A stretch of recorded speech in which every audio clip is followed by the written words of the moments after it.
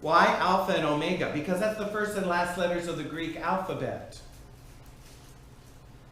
If Jesus were speaking this today, he'd say, I am the A and the Z.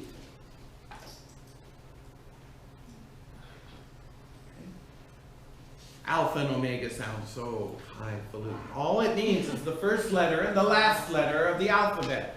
Why Greek? Because Greek was the universal language back then. Yes, and what language was Revelation written in? Greek. The whole New Testament was written in Greek. Didn't Bishop Brennan just tell us that? Good thing he didn't. Never mind, we won't go there. Yes, the Bible was not written in English, it was written in Greek. And so when it says Alpha and Omega, it means A and Z. So the first and the last. I am the first and the last, the beginning and the end, the A, the Z. He's everything in between. So again, this is bringing us back to the first part of the book. Part B. To the thirsty I will give water as a gift from the spring of the water of life. This brings us back to Revelation chapter 4. Verse 6. It says, in front of the throne there is something like a sea of glass, like crystal. That's where this image comes from. You see this water that seems to be coming and flowing? Okay?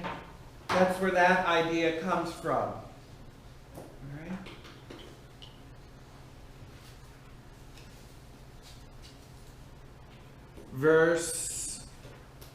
Wrong one. Verse 7. To those who conquer will inherit these things. Where do we get that? To him who conquers. What does that remind you of? To him who conquers. He said. Okay. Where in this same book did we hear that? The letters to the churches. Yes, thank you. Oh, someone's going to heaven. Yay. Oh. Yes, the letters to the churches. Revelation 2, verse 7. To him, let anyone who has an ear listen to what the Spirit says to the churches. To everyone who conquers, I will give permission to eat from the tree of life. Verse 11. Let anyone who has an ear listen to what the Spirit says to the churches. To whoever conquers. Okay? Revelation 2 verse 17. Let anyone who has an ear listen to what the Spirit says. To everyone who conquers. And there are all these different things. I will give hidden manna. I will give from the tree of life. You will be a pillar. You'll have a name written on a stone. All these things. Remember that back in Revelation 2? This also is in verse 26. To him who conquers and does my works to the end, I will give authority over the nation. To the one who conquers, I will give the morning star. Okay? And also in chapter 3, verse 21. Where is it? To the one who conquers, I will give a place on my throne, just as I myself conquered and sat down with my Father. So here he says, to those who conquer will inherit these things. He mentioned that way back in chapters 2 and 3. He's re-mentioning it here to connect the front and the back together. So what we got in chapters 1 through 3 are coming back again in the end of the book. See that? Now, there is a contrast. These are those who conquer, those who make themselves ready, those who are a part of the bride of the Lamb. Verse 8, but as for the cowardly, the faithless, the polluted, the murderers, fornicators, sorcerers, idolaters, all liars, their place will be in the lake that burns with fire and sulfur, which is the second death. As I mentioned before, when we were in chapter 20 with the great white throne judgment, remember that? Get a picture of the great white throne judgment. We will all stand before this judgment. The books will be open, as well as the book of life. And if your name is written therein, blessed are you. If it's not, you're eternally separated from God. This is not a new judgment. This is a confirming judgment. Okay? And as I mentioned back then, what is the purpose of heaven? To forever glorify God in His mercy.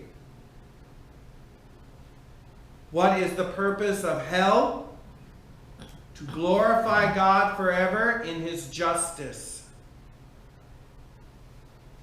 God gets the glory for all eternity, one way or the other. It's a double-barrel cinch. He always wins. He's going to be glorified for His mercy or for His justice. It's your choice which one you want to glorify God with. No reversals. No reversals. No takesies, backsies. And when does that decision get made? Here. Here. Okay? There is a hell to avoid and a heaven to gain. And the difference is loving God who loved you before time began, or to reject God and His grace in all eternity. But one way or the other, you will glorify God, either in His mercy or in His justice. And that's true for everybody on the earth. Absolutely everybody. No exceptions. No one gets out. It's one or the other. Okay? So let's move forward. The New Jerusalem, the vision of it. Now we're getting into this imagery. Where does this idea come from? Okay? Well, let's read about it. Then one of the 7 angels who had the 7 bowls full of the 7 last plagues came to me and says, "Come, I will show you the bride." So again, here's this image. This is the bride that we first heard about in chapter 19, coming back again in a new image. "I will show you the bride, the wife of the Lamb. And in the Spirit he carried me away to a great high mountain, and showed me the holy city Jerusalem coming down from heaven. It had the glory of God and a radiance like a very rare jewel, like jasper, clear as crystal. It had a great high wall with 12 gates, and at the gates 12 angels. And on the gates are inscribed the names of the 12 tribes of Israel. On east 3 gates, on the north 3 gates, on the south 3 gates, and on the west 3 gates. So it's a square, right? So get a picture of this. There are 3 gates here, 3 gates here, 3 gates here, 3 gates here. These are the gates. And on this image you see these angels over each of the gates. Now, the wall of the city has 12 foundations, and on them are the 12 names of the 12 apostles. So here's the interesting thing. It says, well, let me go back, make sure I'm reading this right. Oops, sorry. The gates have the names of the tribes of Israel. The foundations have the names of the 12 apostles. So if we go back to this image, each of these gates would have the name of one of the tribes of Israel. Naphtali, Issachar, Reuben, Gad, Dan, so forth. Zebulun, and so forth. On the foundations would be Simon Peter, Andrew, James, John, Philip, Thomas, Matthew. Get it? The names of the 12 apostles. What is this saying? What is the New Jerusalem built up as? What comprises it? Jews and Gentiles again. See, we're right back to that. And they're here together. There is no more there is no more distinction. All are God's people. Got it? No longer a distinction between Jews and Greeks. Okay? Now, well, let's just continue with this. The angel who talked with me had a measuring rod of gold to measure the city, its gates, and its walls. The city lies 4 square, its length the same as its width, and he measured the city with his rod 1,500 miles. So again, this is a symbolic image. This is not meant to be taken literally. There isn't this huge city that's going to come down on planet Earth. All right? It's a symbolic image. Its length and width and height are equal. Okay? So stop right there. So, let me get rid of this. So, its length and width and height are equal. So, its length, width, and height are equal. What is that? It's a cube, right? It's a cube. An enormous cube, 1,500 miles in every direction. Why a cube? Why not a pyramid? Why not an oval? Why not a sphere? What's that?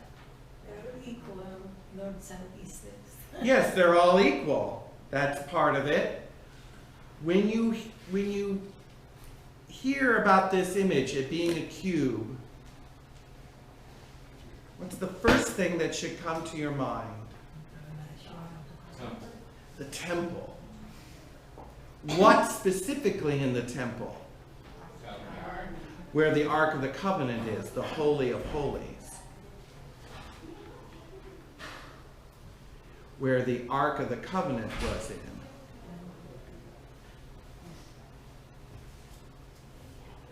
It was a perfect cube. So what this imagery of the New Jerusalem is that God is bringing us to an intimate relationship with himself. He's bringing us into the very Holy of Holies, where only the high priest was allowed to go once a year on the Day of Atonement. Now, all are coming into this. This is the bride, this intimacy. Again, the same kind of intimacy that Adam and Eve had, where God was walking in the garden in the cool of the evening. He did that, was probably something he always did. That's why when they heard him, they ran. Because now they had this self-knowledge that they had broken that relationship, that they had not guarded and protected that relationship, and they were afraid of God for the first time. That did not happen before.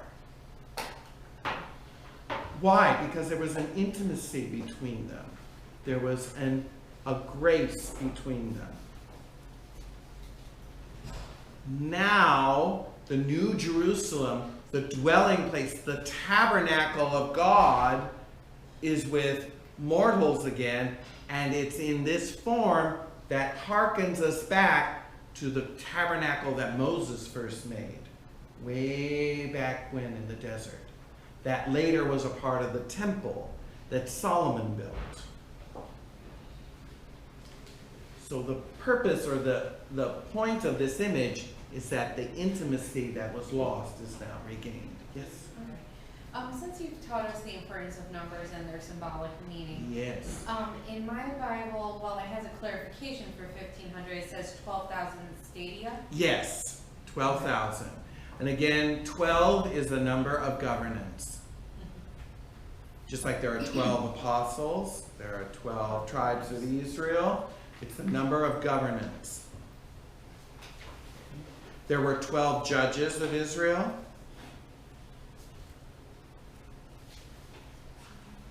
So whenever you see 12, you think of governance. So when God called Jacob to form a nation, he had 12 sons.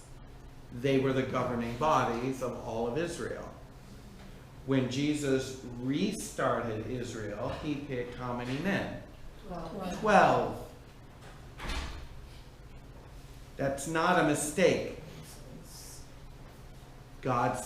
Jesus is setting up a new government, a new kingdom.